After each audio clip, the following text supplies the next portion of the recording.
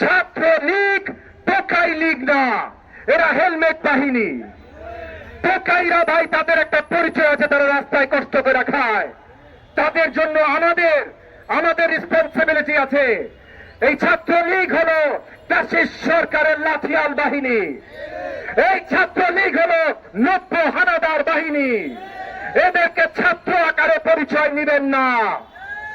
এবং যাদের অল্প একটু মানবতা বোধ ছিল, গত কয়েকদিনে শত শত হাজারে হাজারে তারা ছাত্রলীগ ত্যাগ করেছে।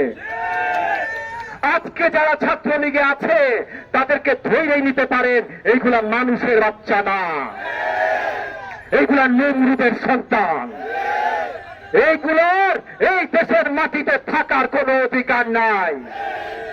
ওদের আম্মাজান যেমন বলে, ওদের আম্মাজানের বিরুদ্ধে যে সে রাজাকার, তার এই দেশে থাকার অধিকার নাই। আসলে ওদের আর ওদের আম্মাজানের এই দেশে থাকার অধিকার নাই।